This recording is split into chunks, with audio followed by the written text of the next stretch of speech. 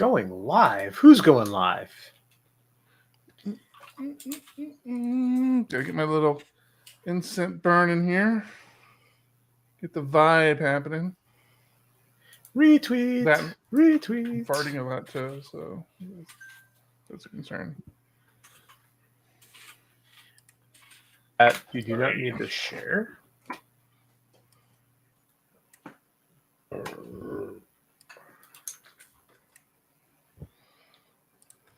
My PHP roundtable guy there.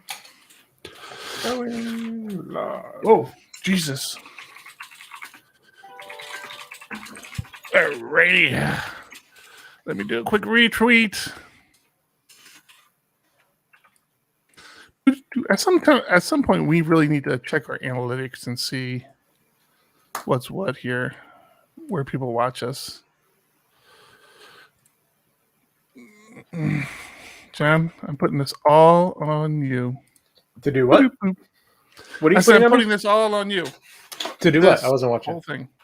No, I just tweeted it. If you're curious, I'm not.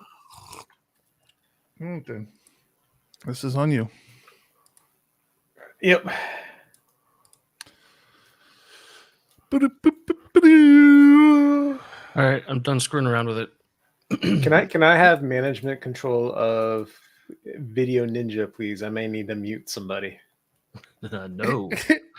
Listen, get the stream going and we'll talk. It's going. The stream goes. I mean the show. Let's get the show going. Play some music. Let's let people join us, and then we'll talk. 1, 2, 1, 2. Coming off the top, y'all know how we do. Listen, I'ma drop a freestyle you can cherish. I'ma send a shout out to the host named Eric. Yo, he's never on some average shit. You know, Eric, he stays loud and passionate. I'm about to break it down for y'all with the clever song. Yo, shout the host named Thomas, cause he's never wrong. Yo, shout to John. You know that he's smart and quiet, unlike my freestyles, which cause a riot. I'm about to do it like this, cause the people love me. Shouts out to PHP, the ugly. It's called ugly cause it's not professional, but I'm about to come through and bless it with style. So let's do it when I'm spitting, I perfume the room. Yo, the segment of the show is called Doom and Gloom. That came from Thomas. Yeah, can nobody go beyond this? I get the mic and then I'm about to keep it like a promise. Yeah, and y'all know we fill them up with anguish. We talking about the PHP, the programming language. About to break it down, no exaggeration. What do y'all do for a living? Web applications. Okay, I can dig it. My words spray tight. They getting together on the Thursday nights. Yeah, when it comes to rhyming, you can call me the new dude. I spew true lyrics while y'all broadcast on YouTube. So let's get it. You know my lyrics are major. All up in the comments, they got plenty of haters, but they doing what they doing. Keep it ugly. We ending every show with the saying it's lovely. Let's go. Hey, shout out to y'all.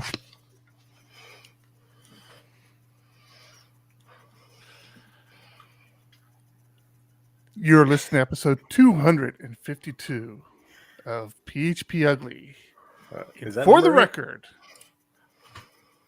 I am completely recording tonight against my will, against my better judgment, and anything that I may or may not say tonight is complete responsibility of my host, or my guest, or my friend, or my what the hell are you called again? John Congdon. Just for the record, it says 251 on YouTube right now. That would have been the other thing I forgot to do. Son of a bitch. And Tom right out. I see. Hello. I'm so confused now. I'm not responsible for that stuff. Yeah, that's totally on me, man. I'm telling you, I am so burnt out right now that I can't even keep track of everything I'm supposed to be doing anymore. Like you have anything important going on in your life right now. Oh man. So Thomas, I'm gonna give you a once in a lifetime opportunity. No holds bar, completely across the board, this entire show. I'm scared. You have the right to mute me at any point that John tells you to mute me. It's for everybody's better. Well, no, I mean reasons. You're jumping the gun here. You're jumping the gun. I mean, I can give him the Am I control. done? Am I jumping the gun? Can you give No. him control? Because he seriously might need it. We're going to have issues tonight. I can feel it happening. It's a great start. You have no clue. Eric and I are like just jittering with excitement, and we want to share news, but we can't. But we're so excited, so we want to share that we're excited that we have news coming that hopefully we can share next week. But we're not sure, and it's just We're doing this again. It's this again. And this is exactly what I told John. I'm like, we can't do this. We need to cancel the show this week and just not have a show, because I'm not going to be able to talk for an hour with you guys and not talk about this. It's just not going to be possible. Hence talking about it 2 seconds into the show. Is it about your OnlyFans? Because they turned course. You could still have an OnlyFans. That's exciting news. I guess that means our news was just trumped, Eric. I mean, the obvious question: how was everybody's week? But it sounds like stressful. Not stressful. I mean, stressful. But yeah. Yeah. Let Eric start with his week, because with your finger on the mute button. You really want to go there. All right. I've got it hovering. Eric has a lot going on in his life. Yes, I do have a lot going on with my life. One of the bigger things I have going on is I'm selling my house. It's going on. It actually went on the market today. So that has been tremendously stressful. Getting the house cleaned up, getting ready to move, looking at other places. Yeah. We had a quick conversation about Texas before the stream started. It's crazy to me how much the last year has shifted and changed our perspective on this country. Before COVID started, and I've reiterated this a couple times, so if you're listening to the show, I'm sorry. But literally the week COVID started, my wife and I had made arrangements to go out to Texas and stay with family for 2 months to buy a home. We've been trying to move, since that. Nothing forcing us to move. We've just been wanting to move. We need a bigger house. And we started to settle on Texas because we have some family members down there, some other family members talking about moving there. Yeah. Crazy what a year, what a pandemic reveals. And there was a lot of places we were looking at. Texas, Tennessee. Tennessee was actually really heavy in the running for a long time. And I tell you, after all this political stuff going on, we just ended up staying here in Southern California. That and the fact that some realizations that the kids probably won't follow us. So I'm rambling because I'm trying not to change subjects. We have other things going on, other things that are probably more impactful than that. And yeah. Right, that's all I'll say with that. Yeah. Tom, how was your week? Oh, my week was crazy. Very, very busy. But one thing I did for myself was I got a Kindle Paperwhite, which is like, it's the e-reader with the backlit screen. And started reading quite a bit. First thing I read, Refactoring to Collections. We had talked about that. Found it's very lacking. Really? Yes. It is short.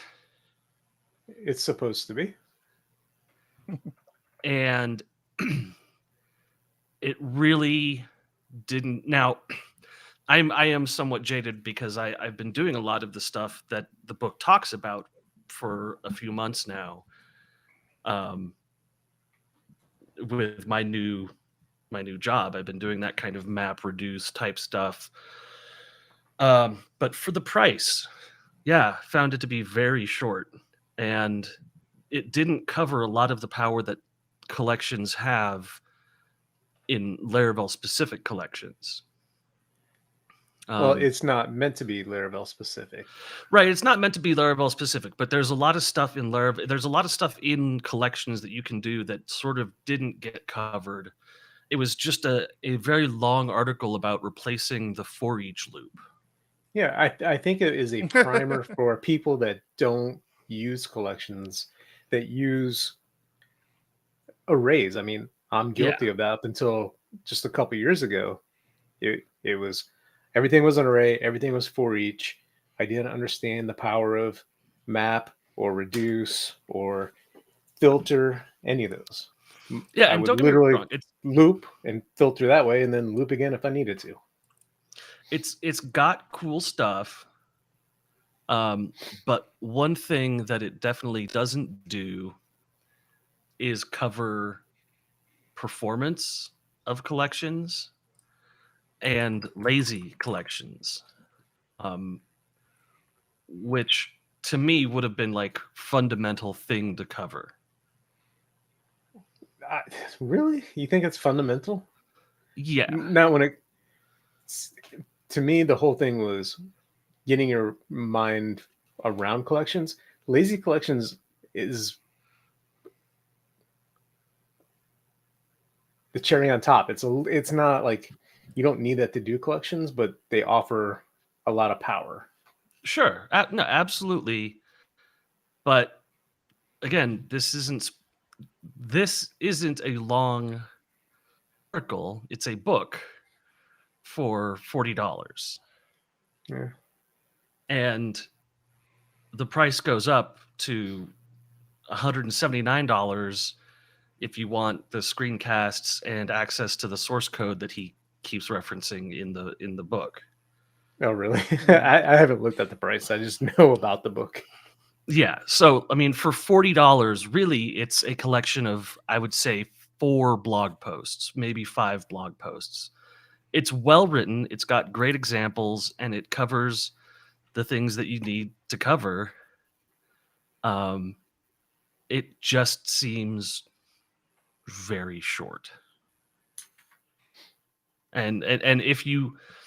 Now I feel bad for recommending it. I'm sorry. No, here's the thing, is that if you're not doing collections right now, and you're not using map, reduce, filter, and reject, those kinds of functions, then this is like a level up to your game. But if I was writing this book, I would feel weird about asking $40 for this much information. I would definitely start to talk about performance or how to use yield instead, or I'd go even further into, storing collections or extra use cases for this kind of stuff. It just struck me as a bit too little for the price. It's also only available in PDF. There's no hardback, there's no Mobi, there's no EPUB. So it was good, but it wasn't amazing. You could have better spent your money getting yourself a subscription to PHP Architect. I'm just going to put that out there. It has all that stuff. PDF, Mobi. I mean, how many pages? Hard copies. How many pages is PHP Architect? Like your average issue? Between 50 to 60. So this book is... It's odd that I know that, but I know that now. This book is 150 pages. I got it done in about 3 hours of reading. So, yeah, I mean, that's my opinion of it. I'm also... How are we, John? Also reading Pragmatic Programmer, and I've started reading one of the must-read books for nerds, Neuromancer. And what? It's Neuromancer. What is Neuromancer? Yeah. Cyberpunk story. You don't sort of the basis for all Neuromancer? cyberpunk stories ever since. Neuromaster. You have no clue what you're talking about. Sorry. Neuromancer. That's it. That's William Gibson. What? William Gibson? Yeah, author I of Snow found Crash. vitamins. And so far, I'm really enjoying Neuromancer. But yeah, that's what I've been up to. Is that fiction or like is Yeah. there something? It's cyberpunk fiction. Oh, he did Johnny Mnemonic. Yeah, he's the creator of cyberpunk. How about you, John? How was your week? John, how was your week? John, tell us how your week was. Anything to tell us, John? You want the John, you want the anything highs, exciting? the lows, high, low, somewhere in between. Don't care what you smoke, John. Just tell us what you did this week. Well, you've heard about my high so far with what I can share. I gotta tell you, I had one of my lowest lows that I've had in a long time. Oh, To the point where I wrote to somebody on the phone burner team that I work with this verbatim. I honestly don't get it. I feel like the wrong person to be on the team. You took something that I accomplished in 14 lines and rewrote it to work in about 50 lines of hard to understand code. It feels like over-engineering the simple task. I was having a bad day and got this pull request or review of my pull request, and I just lost it. Felt like I'm in the wrong field. I'm doing the wrong thing. I shouldn't be here. It was a low. but you're saying this other person wrote it in 50 lines and you did it in 14? He was doing it in a more modern way of doing things. Like I took shortcuts. I mean, I was using, it was how file access was happening, or reading a directory structure, reading doc blocks from using reflection. So it was just, I just felt like I didn't understand what was going on, and wrote that to him and later removed it, but he had already seen it and wrote back, and like it was very nice. Like he understands file access really well, like deep understanding. So he has a way he thinks it should be done, where with other parts of the system or other things like event sourcing, he might come to me and ask me advice. So a very nice response, and was very like trying to bring me back up from my low. So I thought I would share. So what'd you do? I mean, like, how did you get out of the funk? It was just, like I said, it was already a rough day. I told you a couple weeks ago, code went live. We were still finding bugs from it up until this week. Like still little things that is just upsetting to find. So all that combined, it was just, it just sucked. So how did I get out of it? It was realizing where I was at, realizing that I was having a bad day. I was reacting to something I really didn't need to react to. And it just took time. I have a very supportive wife. I share stuff with her. She also helps bring me out of the funk, and like having somebody to talk to, I guess, is one of those things. I'm sorry to hear that. Thanks. It's hard. I almost didn't share, but I also wanted to share because I know lots of people go through this, and it's important. We are a mental health highs. friendly podcast. You have highs. Tell me hi, John. So I'll just say we have paperwork at a lawyer's office right now. I don't know what that has to do Are you with two your getting high. divorced? Wait, what does this mean for me? This is hey, listen, you'll spend half your time with each of us. Don't worry about it. It'll be fine. Is this why Eric's moving? John's being modest. he also happened to have written a braking system for one of our clients that finally paid off.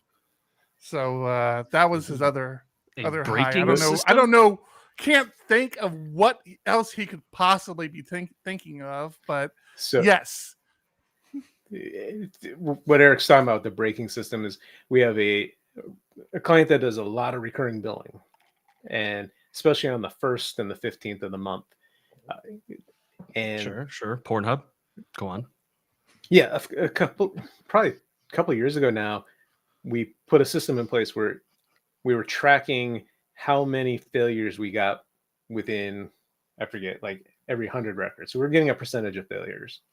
And once we got over that threshold, say 1,000 transactions, if we went above some percentage that is in the code of failures, we would stop, alert everybody, and not keep processing. And these failures could be anything, maybe the credit card processor's down or configuration of something.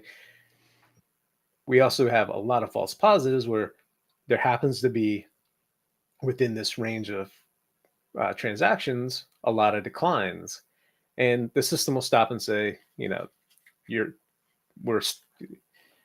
your percentage is too high. We just go restart it, and it keeps chugging along. For the first time this week, the client made a configuration change, which caused billing issues. The braking system stopped. We were able to fix it and then start it back up. It's nice when things work the way they're intended, and it's not always false positives. Yeah, that is nice. You know what I use to help prevent false positives? What do you use?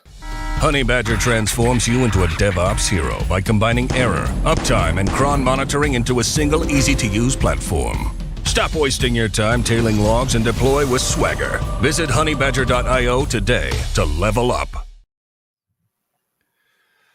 Thank you. Thanks, Honey Badger. Honey Badger. The official sponsor of PHPUgly. I guess I should check that. Make sure they are. They still are. They've just been riding us for a few months. Honeybadger.io. I was going to say something. I forgot. That escaped you real quick. It did. I think the payments are still coming in. So yeah, we'll still talk about them. John and I had a little round table of our own this week. We actually met in person and grabbed a beer. Didn't work. God. Technically didn't work. I guess we did kind of work. We were talking. We talked. Mute. Oh God.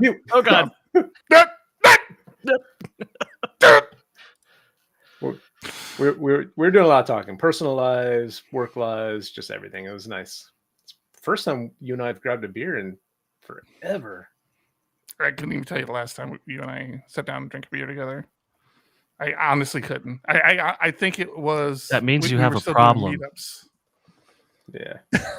You get blackout drunk every time. Yeah. I saw you 3 days ago. Jesus, man. You thought it was really nice. You thought it was. All right, June. I got a question for the show, for Discord, and for anybody else who would like to participate in the live show. Speaking of Discord, how do people join us on Discord? That would be discord.phpugly.com, John. PHPUgly, right? That's what he said? Yeah, that's us. Okay. Yeah. That's the one you're on right now, yeah. I've got so many PHPs in my head now. I can't. Yes, you'll have to excuse Eric. He's overwhelmed with PHP-ness.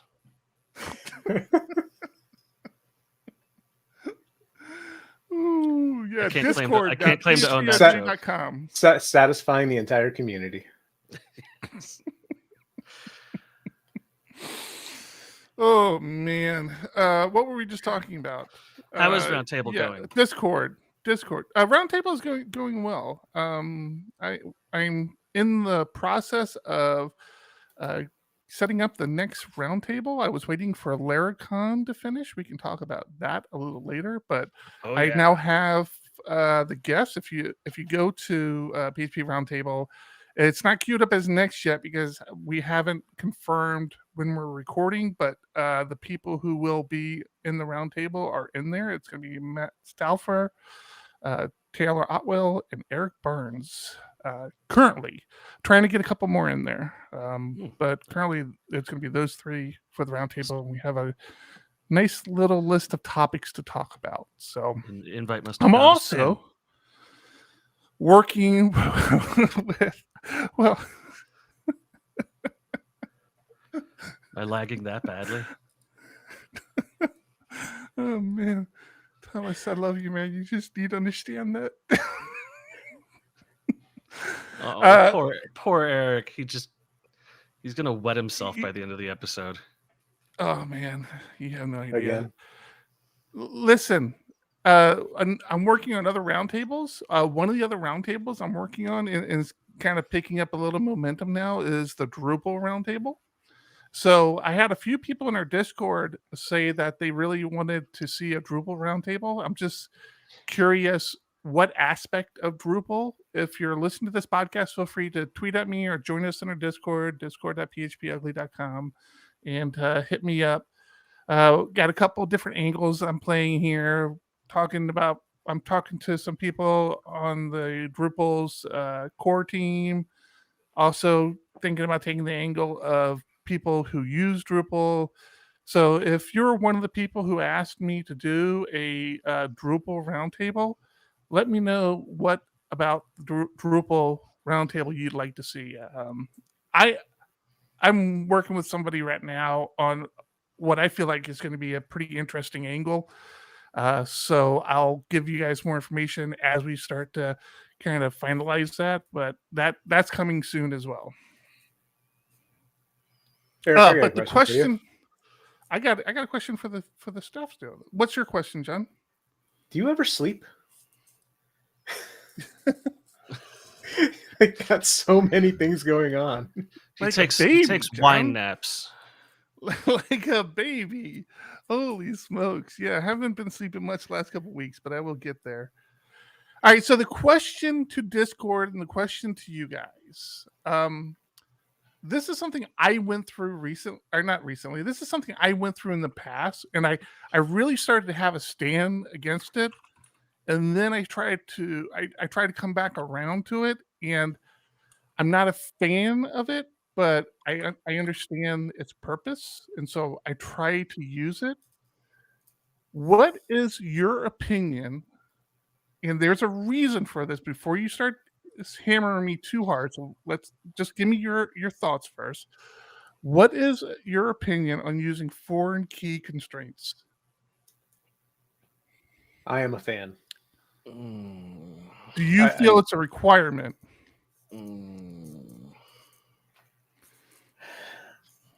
I personally like it for data integrity. Is it a requirement? I get that. Is it a requirement? No, it's not a requirement, but I prefer it. I know real database people often shy away from it because they say that it has performance impacts. But I don't know. Thomas, yourself?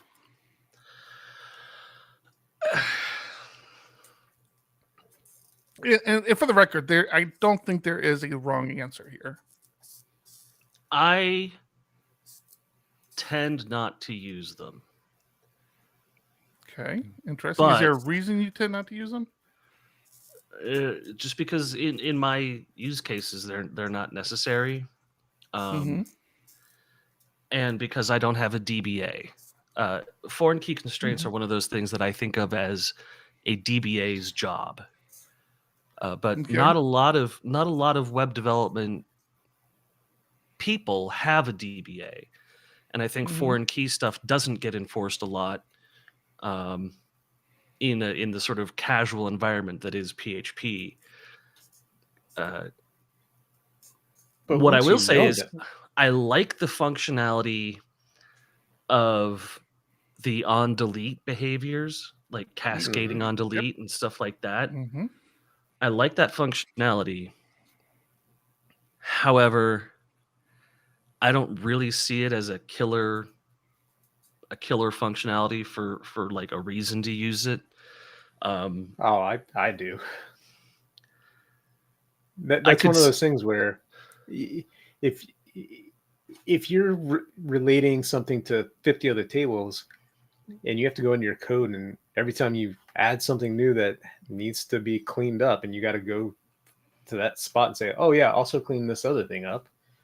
That's just a pain. I don't disagree. Not having orphan records is nice. Yeah, I think not having orphan records is nice, but it's not a situation I run into a lot where that's even a possibility. My last job, everything was a soft delete. In this job, most things are a soft delete. Now, foreign keys can impact performance. They can improve performance, or they can degrade performance depending on what it is you're heavy on. If you're read heavy, it'll improve performance. If you're write heavy, it'll degrade performance, just like any other keying system. Yeah, there are other issues. So for the record, I agree with both of you. I'm not a fan of foreign key constraints, mainly because I always end up tripping over them at some point, either trying to restore a database or trying to manipulate tables. I'll always find myself tripping over them, and it just frustrates me to no end. I just turn them off. So I think during the development process, absolutely they are so annoying. Mm-hmm. But I do see the benefit to John's point, to Kevin and Discord's point on data integrity and keeping the intention of the data clear. Well, okay, data integrity is a double-edged sword. Data integrity is totally a double-edged sword, because if you're processing a form and the data gets lost because a foreign key constraint failed, then I would rather have the orphan record or the partial record. The other thing is that foreign key constraints are one part of a two-part system, which is foreign key constraints and then handling errors on foreign key constraints. So you have to be catching your errors from your foreign key constraints. Otherwise, all you're doing is taking a potential bug in your system and just sort of dropping it out the window and saying, I don't know why that happened, whatever. Yeah, that's true. I have a ton of that in my system. Yeah. No, I sort of got into this on Reddit, where it's like, yeah, it doesn't bring a lot to the table, but is it a good practice? Yes. So if implementing it adds a couple minutes to your day when you're doing it, you should be doing it, because it's good practice, and good practice is its own benefit. Well, Eric, where else were you going with it?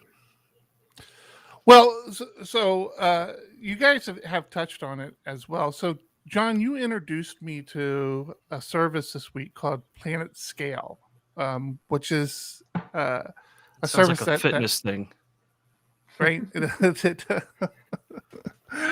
But it's basically meant to offload the concerns of scaling your database for your application. Playing with it, it's been a little frustrating to kind of understand some of the concepts. They have this branching system so that you can actually make changes to the database on another branch, test it, and then merge it into your production branch. Yeah, I've heard of that. Yeah, I thought that was very slick. I really liked that, but I was having a lot of problems. I was actually trying to use PHP Roundtable as my test bed, and it kept throwing this issue that it doesn't support foreign keys. I'm like, wait, I've never heard of that. Like, why would the database not support foreign keys? It doesn't make sense. And that's when I started looking into it, and because of the nature of the service, the sharding, I guess foreign keys really mess up with database sharding and scaling, which is two things that people have talked about. Now, Buttery in Discord says that the performance issue is small. It's barely noticeable, but it I guess does trip it up. So I started reading that. I'm like, man, I never did like foreign keys. So now I have a reason not to use them because you shard so much. I started earlier. I just had, but and I've seen this with other. That's what you get for taking ivermectin. Some of these other database services, have these caveats. I forget what is the caveat with the.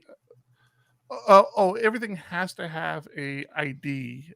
Is that the primary is that key? The primary Everything key has to have a primary key at DigitalOcean. At DigitalOcean, yeah.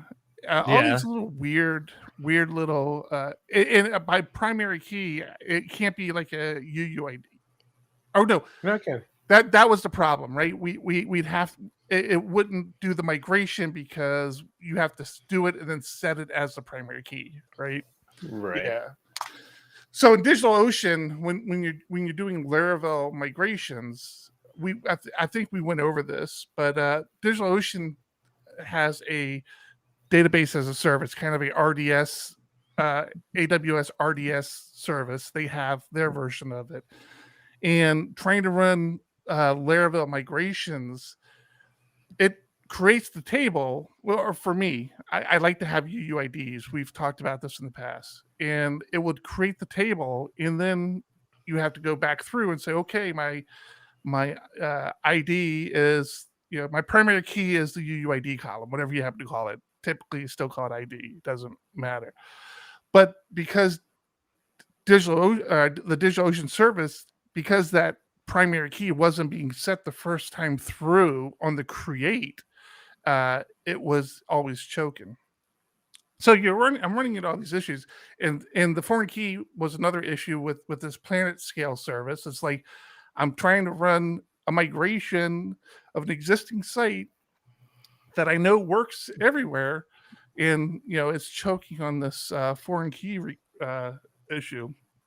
So yeah, it just got me thinking more about foreign keys. I'm like, well, I mean, what is the right way of doing this? And I'm with you, Thomas. I do think that you start to linger into that DBA field of really needing somebody who's focused.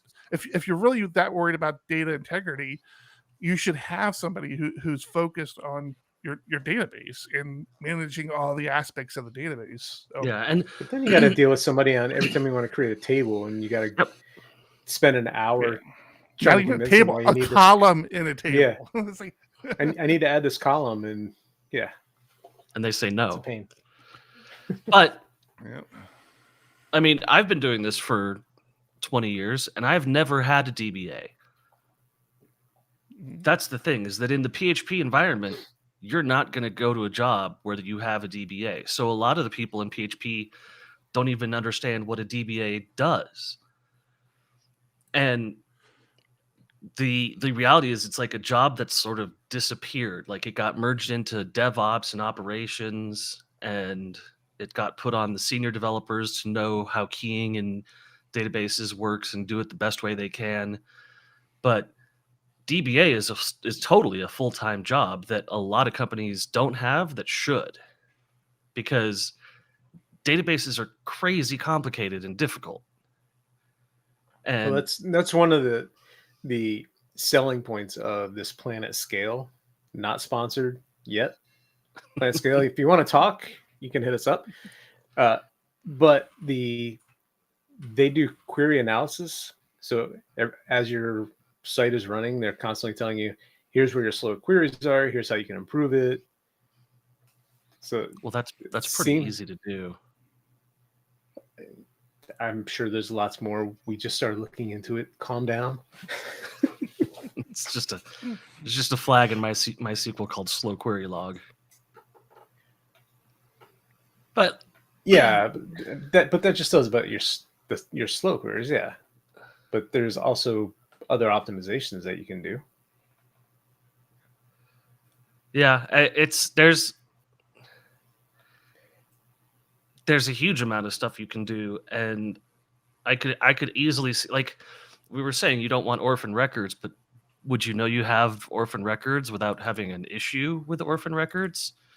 Because a DBA would say, hey, you've got orphan records here. I've been staring at the database for the last 3 weeks and found where it's coming from. it's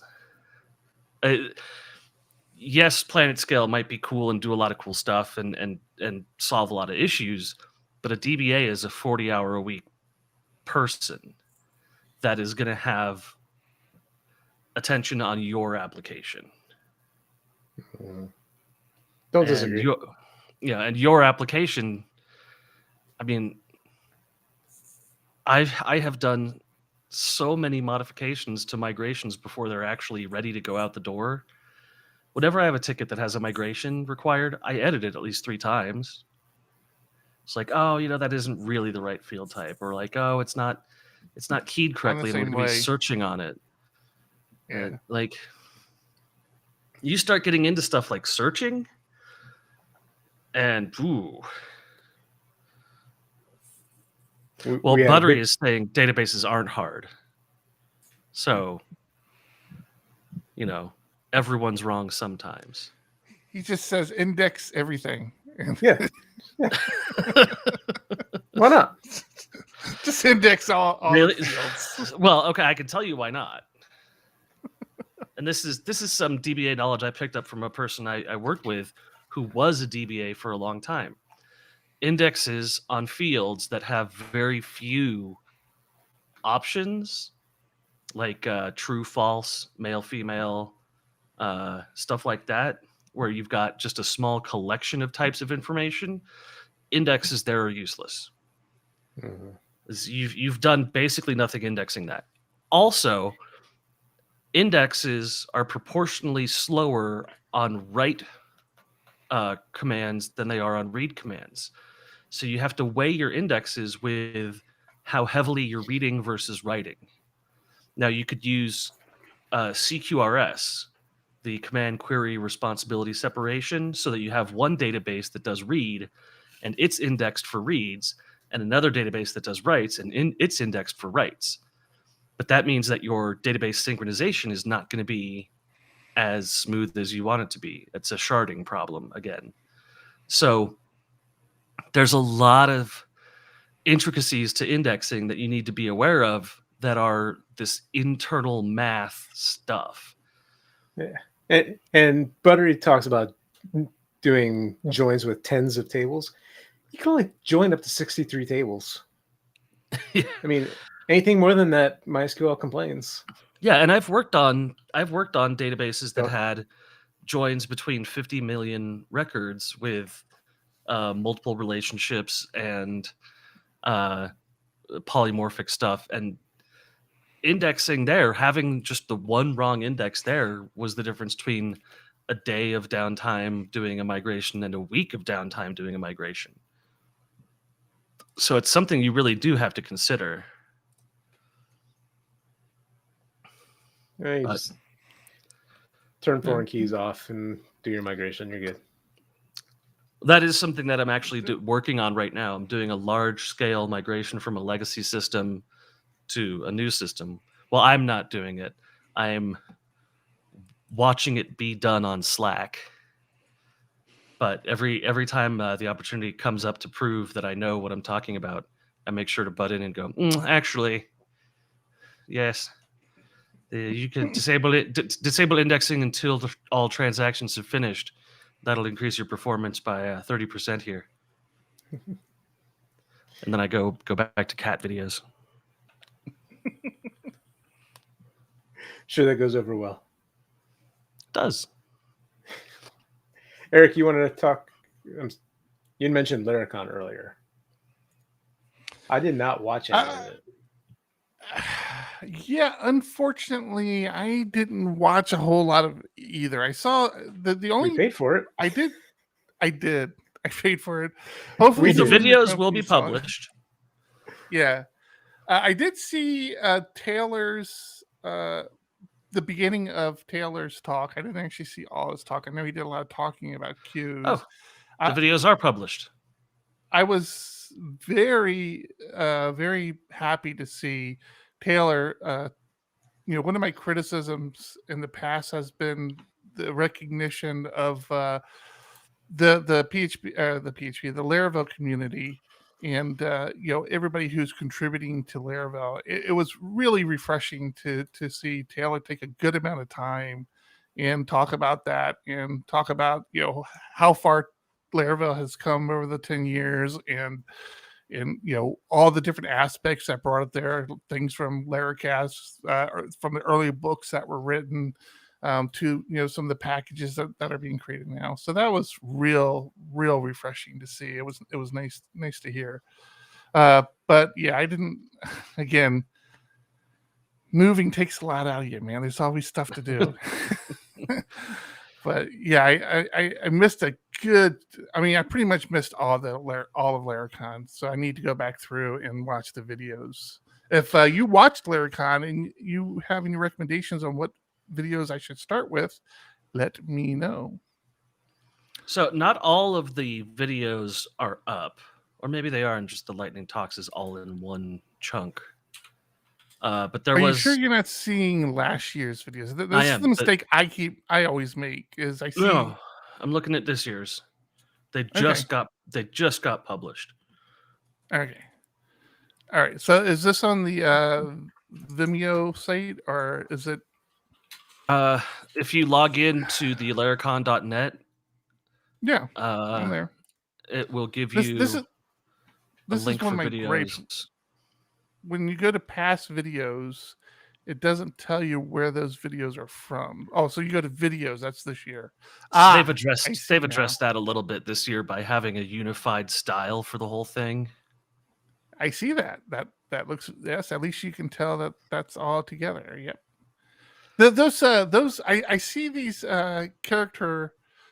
cartoon characters coming up on everybody's Twitter stream now, and I'm sorry, I don't mean to knock the artists. I mean, I wish I had a fraction of this talent. Okay, do I hit but mute now? I swear to God, every time I look at him, it looks like the person's wearing a dog collar. I'm like, why? The first one I saw was Michael Dorinda. I'm like, why is Michael Dorinda wearing a dog collar on his Twitter avatar it's now? The whole heads in jars thing from Futurama. I get it, but they're not heads and jars. They're little underground or underwater astronauts now. It's like everybody looks like they're wearing a dog collar. I don't get it. It's disturbing every time I see it. I can't not see it. It's weird. Yeah. Yeah.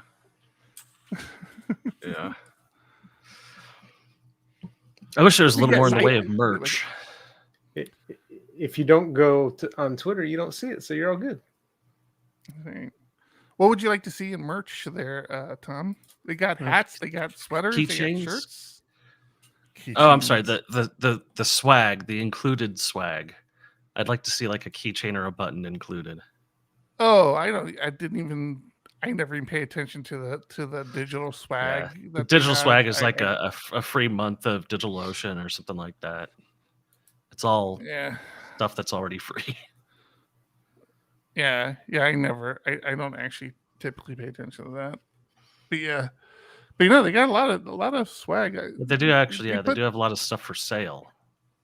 Merch. Yeah, they have merch. Yeah. Well, I watched the inclusive language talk. That was a pretty good one to hear. It was just a little lightning talk. I tried to jump into a couple of the different ones, types in Laravel, think like a hacker. But when you're working and watching this stuff, you get nothing out of it. And as good as some of these professional speakers are,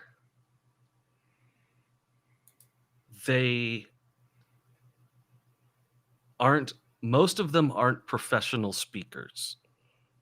None of us are. Well, no, some of them are. You go to, the keynote from Wave was Cal Evans. Yeah, Cal Evans, professional speaker, very good at it, great stories, great pacing, knew the slide deck inside out and just flowed with it the whole time.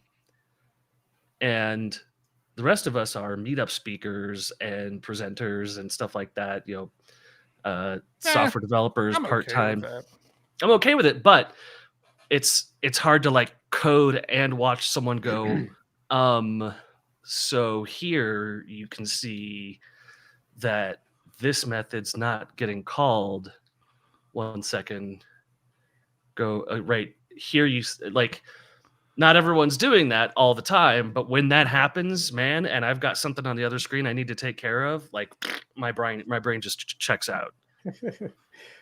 So one of the things I learned from Cal Evans when he did the presentation at Wave PHP, he had very few slides, but in his slide deck, he probably had hundreds of slides because the little notes on there. So he would duplicate the slide, but have his entire presentation written out on his view. So right. he's switching slides, and I was like, that is brilliant. Why have I never thought to do that before? And that's hard stuff to do. Like, being a speaker at that level is difficult to do. And most people can't or don't do it, and that's fine. It's just that, like, I don't really devote myself to having the videos going while it's live and working at the same time, or even watching the thing while it's live, because after 3 hours, that 15-minute break, man, it's not giving you much, even if you're really dedicating yourself to watching this. So getting the videos afterwards is really my goal of getting the ticket for Laracon online. That's my goal of getting any ticket to any conference right now, because I'm not going to be able to watch live. A lot of them start, 4 or 5 a.m. our time. This one started at a reasonable time. Did it? Yeah. I think it started at 9, didn't it? Eastern? Yeah. That's still 6 a.m. Was it? I don't think it was. Our clocks were wrong. Right. Maybe it was. I mean, I know I it started at, okay, no, it started at 10 Eastern. So it was 8 o'clock for me, 7 o'clock for you guys. Yeah. I would say I know I started watching at 9, and I think that was about the time they were coming back from break, and Taylor was coming on like 9 or just before 10, maybe. I forget. 9:20 he would have been coming on for you. Yeah. So, yeah, I mean, let me ask you this: when the conferences are virtual like this, and it really, because it's not like the speakers are interacting with right the people watching, because like sometimes when you go to a conference, they'll take questions or so. Laracon, they didn't typically take questions, but you can go to conferences where they'll take questions, but here they don't. Would you rather them pre-record it and then just show it then, and just kind of be in a Discord answering questions while it's going? Would that be a 100% better approach? Really? 100%. Send in your best recorded version of your talk. Because even though this is a hosted event,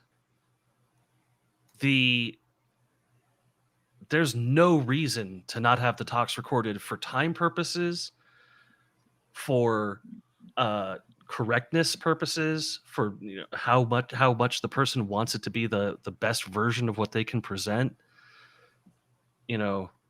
I see no reason to do the whole thing live in one knowledge dump. So I think releasing all of them at once, or having a watch party, sure. Like, have a watch party where you release them and everyone can watch them live if they're really into watching every talk. Honestly, I don't know what you'd be doing to want to watch every talk.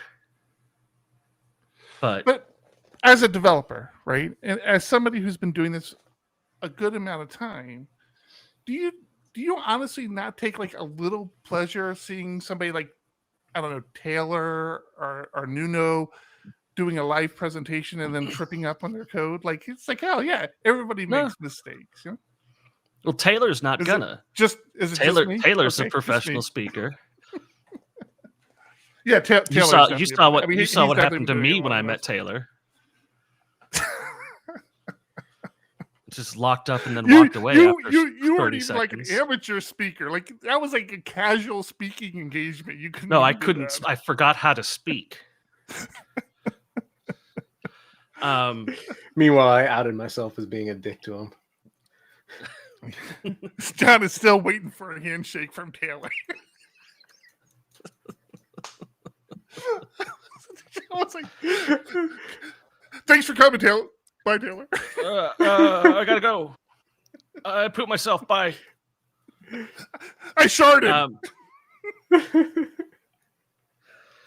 That was so funny. Yeah, I think releasing all of them at once and having like a Discord room for everyone to chat and get along instead of having to log into Zoom, for fuck's sake. And you know what everyone is using for communication right now, for inter-office communication, is Zoom. So like if you've got an 8-hour For Zoom inter-office, call, for in-office communication? all the remote workers that are doing Zoom stuff all day, if you're in an 8-hour Zoom call, you're not going to make it all the way through. But if there's a Discord set up that everyone can just hang out and chat, and there's like a voice channel called the Lounge, and there's a channel for questions about each talk, and the person giving the talk manages that channel for the day and responds to it.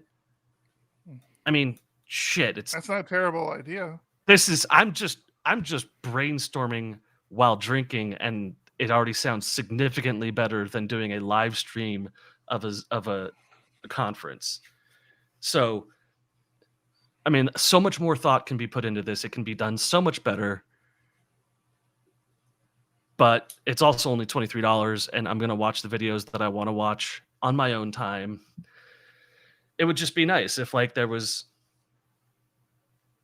if it revolved more around communication of the community to the person giving the talk instead of a knowledge dump. That would be much better to me. I think some speakers do keep whatever they're using at the time, whether it's Slack or Discord, for that communication. They will monitor it and try to answer questions. Sure, but this was just Zoom. But the whole thing was over Zoom, and to watch it, you had to log into Zoom. And it's not like Discord doesn't support the authentication protocols needed so that you had to have a ticket to get into the Discord channel, because it does. Like, all that stuff's there. Fuck it, man. Wave PHP 2022. I'm announcing it now. Virtual conference, Discord channel hosted by the people who are giving the talks, a channel per talk, multiple tracks, all the videos dumped at once. I guess you can't have multiple tracks for that, can you? All the videos dumped at once. Some copyright and trademark problems. I don't technically, I'm not in any way involved with Wave PHP and can't just claim to do it. You helped us set up. Just saying, it could be. I helped. You were involved. I helped. Yeah, I woke up at like noon and then like moved a chair.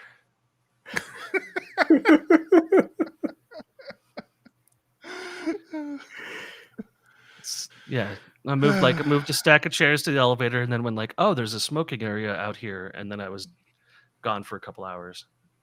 All right, so since we're going down this rabbit hole, are in-person conferences dead?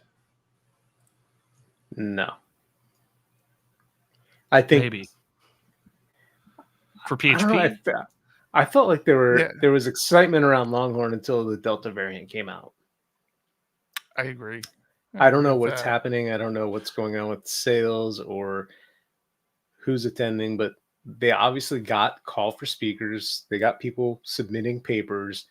They got a full lineup of people willing to go present. Mm-hmm. They have ticket sales. I mean, we were two of them ready to go until. So here's my concern. But maybe here's conferences are dead. Maybe just a conference. Let me talk. Go on. Here's my concern. I'm not sure if I agree with that, Thomas, because I think if something is able to survive, it might be local conferences, but like the big industry conference. I mean, let's take tech for example, right? as much value as we as developers see in PHP Tech, and as much value as we know there is in meeting up with people from around the world in person, having lunch with them, talking through our problems. I think that because of what's happened over the last couple of years, companies will never acknowledge that again. Like, they will never see the value of sending somebody to a physical conference.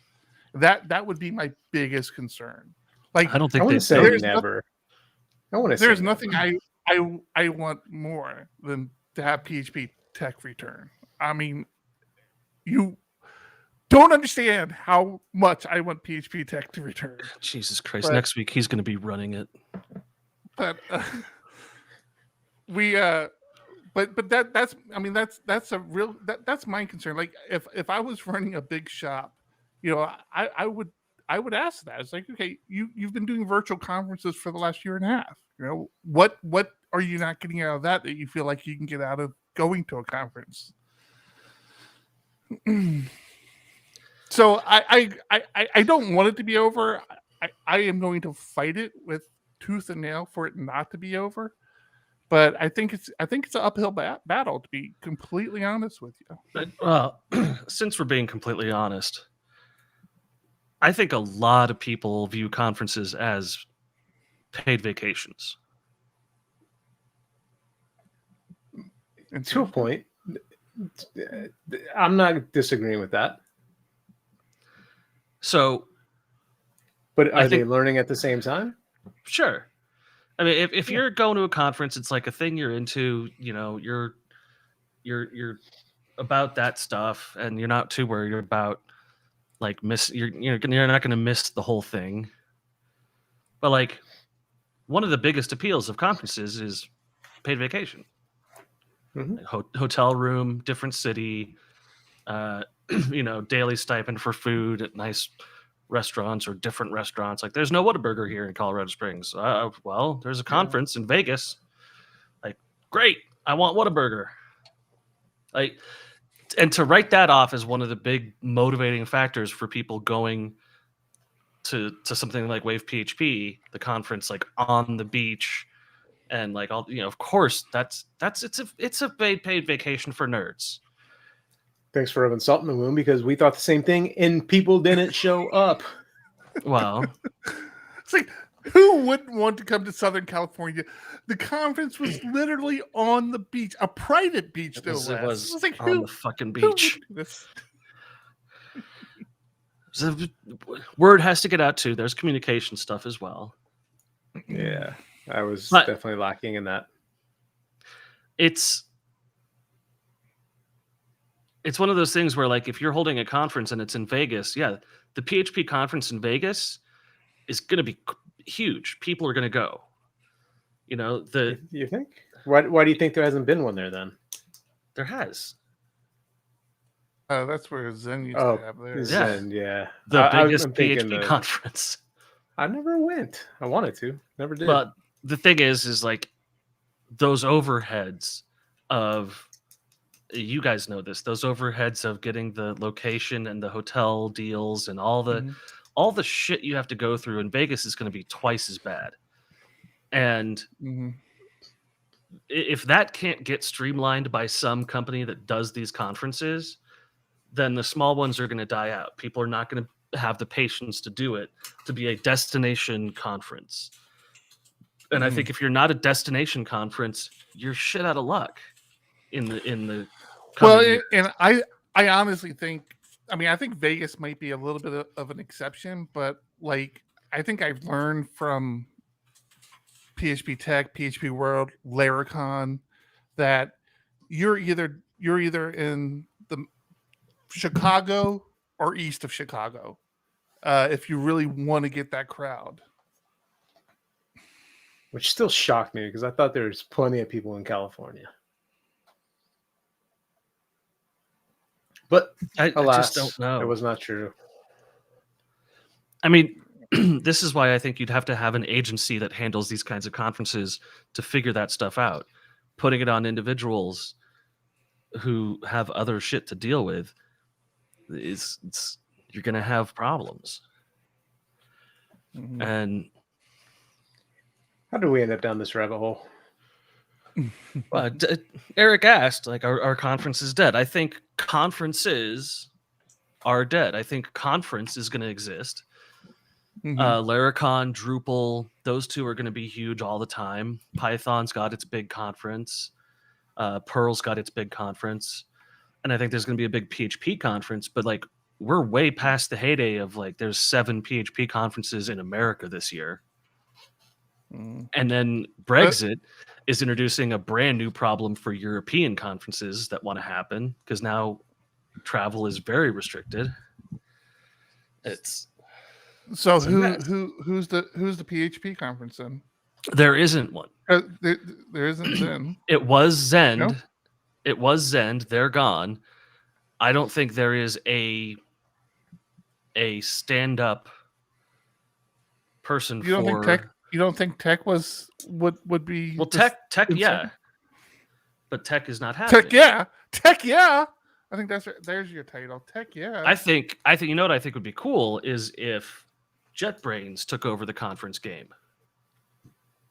and just did conferences for all the languages and had a guy doing that.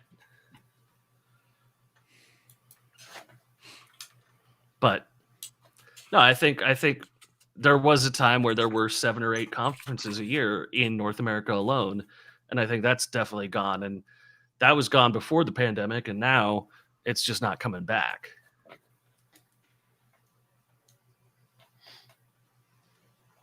So, would you like a smooth transition? Let's do it. Make it Hey. smooth. Make it like butter. Who doesn't like Laravel Shift? I love Laravel Shift. I'm surprised I didn't hear from you guys on this all week. On what? There's I actually haven't. I honestly, full disclosure, I have not used Laravel Shift in quite a while because the Laravel upgrades have gotten so much easier. They're way less painful than they used to be. I'll still do it from time So to time. surprise number 1 for you. It's not called Laravel Shift. It's called Shift because it no longer applies explicitly to Laravel. Okay. Although I think I might be totally wrong on that. They're just calling it Shift, but it's still LaravelShift.com, but they're just calling it Okay. Shift. Anyways, There you go, that whatever. works. They released a desktop application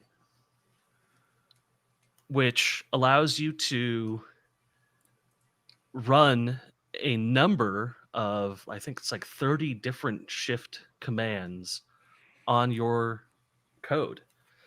And a good number of them are free. Stuff like short array syntax, which is introduced in 5.4, or Oh, this is like the Switching to GitHub Mack. Actions thing that he created, right? Isn't it?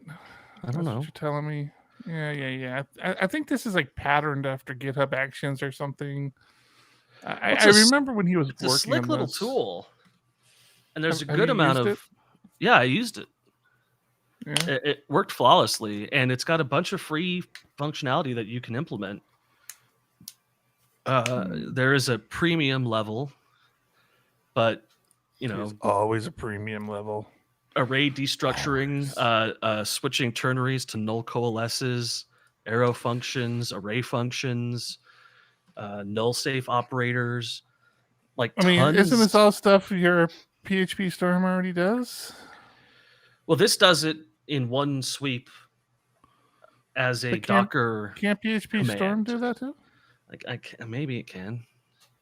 I don't know. I'm Like- asking. You guys use it? Yeah. I Oh, think it fucking can, but- Steve. Fucking Steve is one of the quotes on this goddamn thing. Fucking Steve. I swear to God. Guy haunts my dreams. Fucking Steve. Just save 2 to 3 hours using the Workbench. This is 100% worth the money. I can't blame fucking Steve. He is a Patreon supporter. And if you would like to be a Patreon supporter, go to patreon.com/PHPUgly, and you too, along with fucking Steve, can help support us make fun of people, including you, who's supporting us. Yes. Do you want a customized insult? It's only $2 a month. That's going to be the next Patreon level. Custom insult. Custom insult. We will tweet bad words to you. Okay, I'm sorry. I interrupted you there, Thomas. So does it? I mean, I'm not putting you on the spot. I honestly haven't looked at this, and I don't use PHP Storm enough to know whether what it doesn't do. But is there stuff here that PHP Storm doesn't do, or what? Yeah. Oh yeah. Removing dead code, redundant doc blocks. It does a lot of static analysis stuff, and then response to static analysis. Request injection, command auto logging, fluent routes, env and config synchronization. What is fluent routes? Sorry, what was that? I don't. I'm sorry. Convert routes options using the old array syntax. So routes used to be an array structure, and now they're an inline factory-based structure. Gotcha. Okay. Lots of validations, and then like all of the classic Laravel shift stuff where it brings your version up to date, does your packages, dependencies, and libraries. I'll tell you what, man, JMac is just killing it. He is just absolutely killing it with all this stuff. Really is killing me. He is. I mean, he keeps coming. Good. Almost bought a domain the other day. And I caught myself. Yeah. I caught myself buying a domain for a project idea I had before a single line of code was written for that project. Where I was just surfing a domain registrar, and I'm just like, hell yeah, that's a great domain. I can't believe it's available. And these, these companies, if I leave now, they'll buy it and try to sell it back to me for 3 times the price. Well, late on us. Well, this has to do with what I was talking about last week with a code review, an all-in-one code review system that manages code reviews for you. I think it's a real idea, and if you're going to take it from me, just let me know first, because probably won't have the time to work on it for a couple years. I thought we were talking about the gamification of code reviews. Well, that would be in the whole. It'd be part of the whole system. Oh, gotcha. Okay. You like Buttery's comment there? Yeah. Buttery says, "I use Namecheap as a to-do list for future projects. It's expensive to-do list." But you tell yourself, if I buy this domain, I'm going to be committed to doing something with it because I spent the money. That's what I see. I caught myself saying, I'm not going to hit submit on this form to buy the domain until I finish this beer. I'm going to give myself time to think about it. And, right so now. What happened 2 seconds later? I was out of beer. Just went to sleep. In the light of day, I realized that giving yourself time to think by measure of beers is not the best way to think things over. But at the time, I had a good 10 domains queued up. I was ready to go. It's like watching porn. After you buy them, you just have to close the tab. You feel disgusted with yourself. It's like, I can't watch it. Yeah. I can't do it anymore. Oh God, if my wife finds this tab, she'll be so mad at me. You bought 10 domains. Porn for nerds. Yeah. You bought 10 domains for an idea you had after 3 shots of Jaeger. You're fired. Oh man. So Shift Workbench is cool. All 3 OSs. Even has an ARM version for OS X. And check it out. Check it out because the free version has a lot of stuff in it that you can use. I downloaded the Linux app image as you were talking. So Yeah. I will most definitely check it out. I do like what that J Mac guy does, man.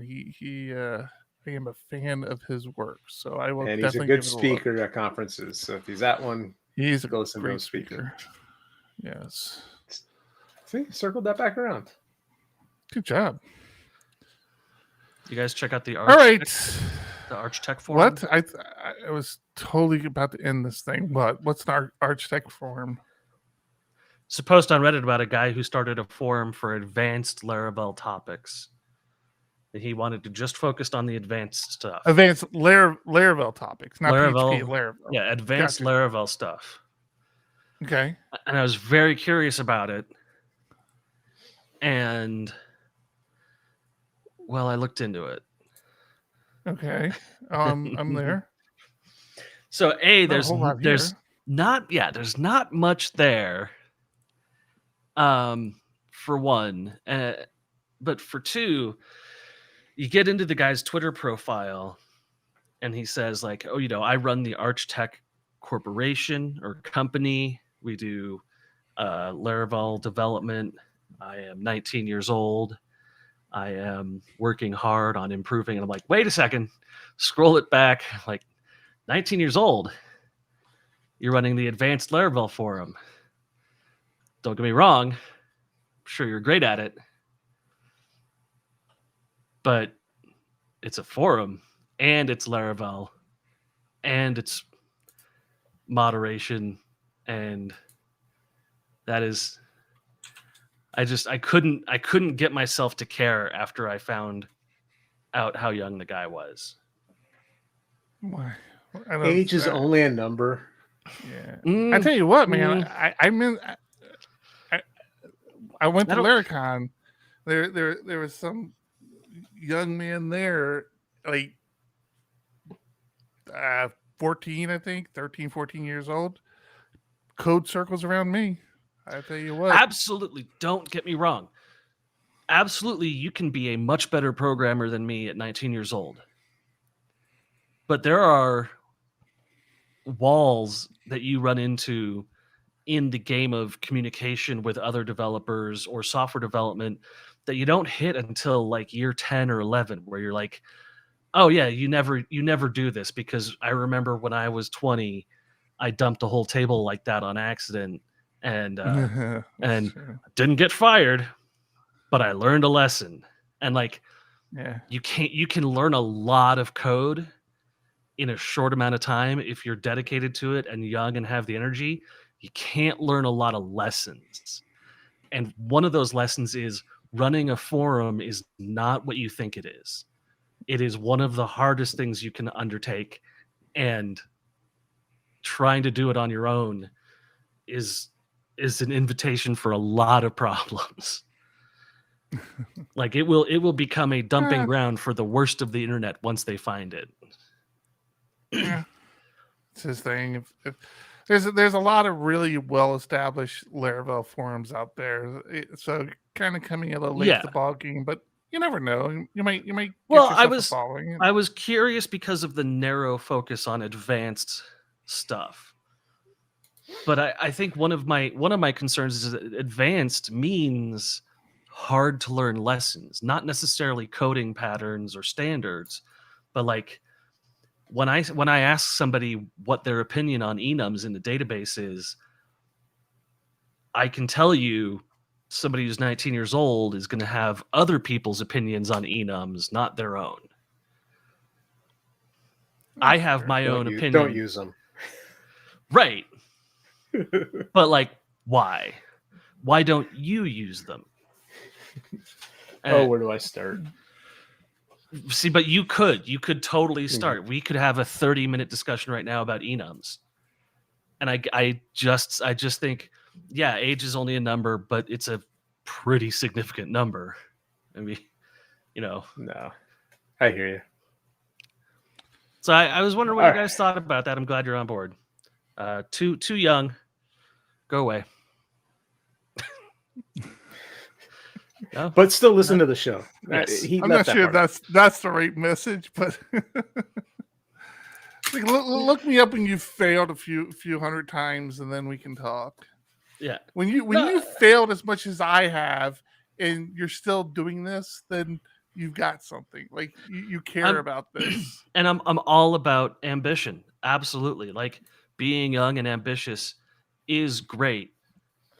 But sometimes I'll see people who are being too ambitious, and I'll really be worried for them because they're going to, when they hit a real problem, I think they're going to hit it harder than other people.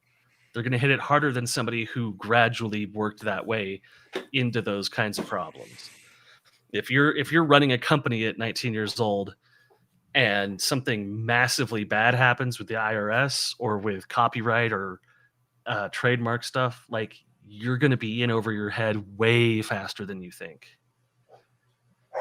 So. All right, time to let the dogs out. Oh, they're out. That's why they're barking. Time to let the dogs in. Time to wrap it up. Is that it? Are we done? 1, 2, 1, 2. What the hell? What just happened? Somebody hit the wrong scene. I'm not saying You're who. muted. Who's What? muted? Several wrong buttons. He thought it was a piano. He's just running his finger across it. Okay. Is that it? Are we done? We wrapping up? Yes. Yes. All right. Episode 252 is in the book. 52. I'm Eric. I'm John. I'm Tom. You sure? Keep it ugly. Keep it ugly. 1, 2, 1, 2. 1, 2, 1, 2. Coming off the top, y'all know how we do. Listen, I'ma drop a I wonder freestyle what you that can sounds like to cherish. the people I'ma listening. send a shout out Oh, to yeah. the host named Eric.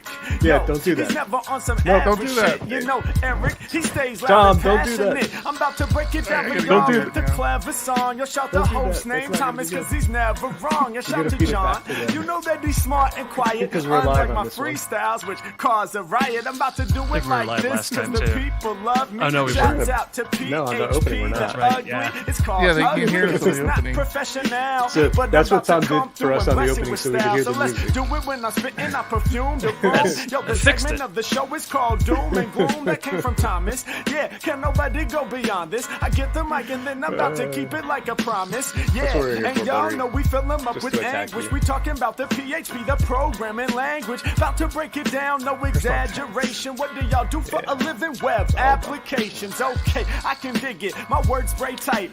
They getting together on the Thursday nights. Yeah, when it comes to rhyming, you can call me the new dude. I spew got true Oscar lyrics in? while y'all broadcast on YouTube. Oscar So let's should get it. appreciate You the know my PHP lyrics tech are talk. major. All up in the comments, they got plenty of haters, but they doing what they doing. Keep Heck yeah. it ugly. We ending every Heck show yeah. with the saying it's lovely. Let's go. Buttery. John, the other John. 1 second. The other Darling? John, Darling Data. Of course, Kevin was there. I saw Kevin earlier. There he is. Mm-hmm. Joe was here. Cool. Dorinda. Dorinda popped in. Oh, I got to stop Yeah. this. Stopped. Boom. Dorinda popped Yep. in, huh? I missed Dorinda. He Where's did. he at? He was 9:45. He was in there. Oh. He must have gotten lost. It's like, wrong, wrong Discord. How'd I get in here? That was a good one. I'm just happy with it. Didn't have to mute you, surprisingly. Things are going to have to change before next week. We're going to have some clearance. We didn't tease it as much. I'm actually proud of the fact that we didn't tease it so much.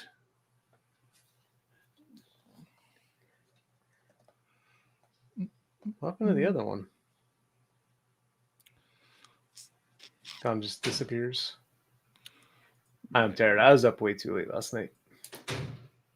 Yeah, me too. I got to get up. So that the people will start showing up around like noon tomorrow. So I still have stuff I gotta pick up tomorrow morning. And then You I doing gotta go open find house somewhere to tomorrow? Do some work. It's not an open house. It's by appointment. But That's an open they house. can- No, it's by appointment, so they can't just walk in. It's not just an open house, but they can make appointments between I think it's between noon and 5 or something. So I need to make myself scarce. Just get When we bought our house, the people that lived here were out back with their kids. And it's kind of awkward when you're looking around their house and you go outside and they're sitting there. It's like, hi. That is very worked. awkward. Yeah, I think real it estate worked agent to our- shouldn't have let that happen. It worked to my benefit, I think, What's that? because at the end of the day, they had many offers on the house, and Jackie and I took our time and figured out, okay, what's the max we're willing to pay for it? And supposedly they had 3 come in at the same exact price. We included a personalized letter like, blah, blah, blah. We're looking at raise our family in this house. It was a pleasure meeting you. So maybe the fact that they met us, they saw our little kid, those factors played into who they chose at that price point. I'm scheduling a heart attack for 2 years from now, and I need the accessibility features you have. Obviously, I've bought a house before, this house that I'm in, but this is the first time I'm selling a house. And I mean, buying a house, there's a lot more paperwork involved, but it's easy. Like if you have money and they have a house and you want the house, you give them your money and they take your money and they give you the house. Selling the house sucks because it's like, Yeah, they're like, yeah, you have to get out now.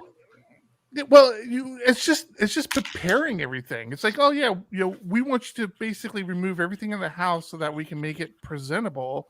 It's like, but we're living here right now. It's like, where are we supposed to put all this stuff? And it's so stressful. And then you start then you have you realize you're not matching up with like other houses, that's on like Zillow. Like you go through Zillow, it's like, oh wow, look how nice they kept their backyard up. Ours look like shit. I've actually sold 4 houses. Oh, Yeah. I should have talked to you before I did this. And I was shocked when you said he was coming to take pictures, and obviously there's still a ton of stuff behind you, let alone the rest of your house. It's like there's nothing behind me. Well, I mean, you still have lights. You still have lights on your wall, and posters, and a bookshelf. I have salt lamp. The book. Well, that bookshelf is all but empty. My shelf up top is empty. Like I mean, oh, that can come down pretty quick. But compared to what I had in here, yeah, we have nothing. You need to write a sign to stick onto your office door that says "Don't judge me." Oh, did you see the sign I had to write with the cats? Nice. Yeah. Yes. Yeah. For some reason, your wife is I'm selling it my way. Your wife is more active on Facebook than you are by quite a bit, but her profile picture is also just of you. I complained. So I complained to him. you. I complained to John last week about it. He's like, I keep please have thinking everyone you change posted that? Facebook. I'm like, I this is how much I'm not on Facebook. I had no idea what he was talking about.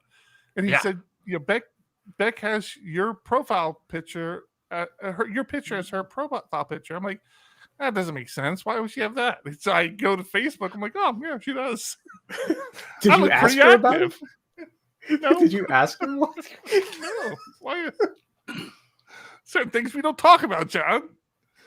Well, that post was from your birthday. It's a personal choice. That was the picture she changed it to after your birthday and has never changed it back. So now I'm like, oh, Eric's really active on Facebook lately. Nope, I have not posted on Facebook. I every now and then I try to remember to post to Instagram because Instagram will post to my Facebook, but I don't even always remember to do that. I've completely walked away from Facebook and do not care. Did you guys see that Joe Rogan got COVID? Yeah, and he's And taking no, I that didn't. horse, and he's taking the horse medicine. The horse Yes. paste. We call it the Whatever horse it paste. is. It's apple flavored. What? He took what is wrong with everything. people? No, he got COVID, and before his results came back, he took like 10 different treatments. And I'm like, oh shit, he's gonna die like on air. It's weird.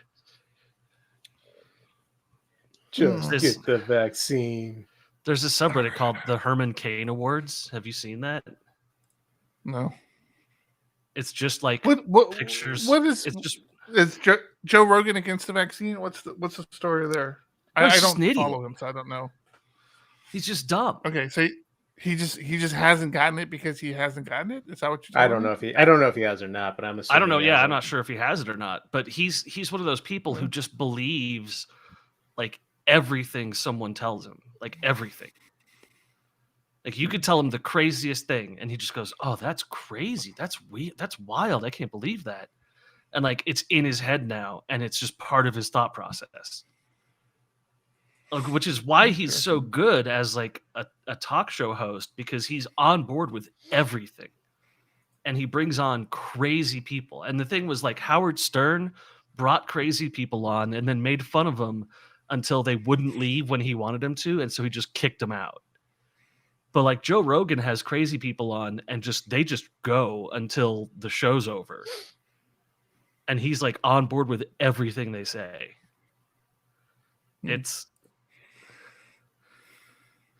But yeah, like he took an ass load of medicine that's not meant for humans. It's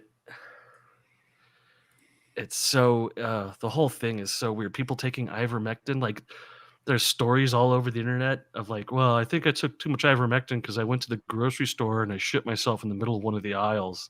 Like, God yeah, damn it. yeah. But like, no, there's a subreddit called the Herman Cain Awards, which is just people posting on Facebook how only sheep get the vaccine and the human body has an immune system, so you don't need it, and like all the stupid anti-vax stuff, and then like pictures of them progressing with their condition of getting COVID to the point where a family member posts on their Facebook page and says they have died. Mm. And it's hundreds and hundreds and hundreds of posts of exactly the same thing. People are like, the COVID's fake. Joe Biden's trying to take over America. I can't breathe. I'm sorry to announce that X person has passed. Like just picture 1, picture 2, picture 3, picture 1, picture 2, picture 3. It's like holy shit. It's awful. Mm. My wife got a booster shot. I was just asking my wife about that. She was one of the first to get vaccinated. She works at a hospital and asked. She's like, they haven't talked about it yet, where they're at yet, but I have a feeling it's coming soon. It's not supposed to be allowed until September 20th, and if you get it early, I hear that insurance may not cover it. Blah blah blah. Really? So my wife is covered because she has an autoimmune disease and works at a school. So like there's like multiple extenuating circumstances for her. But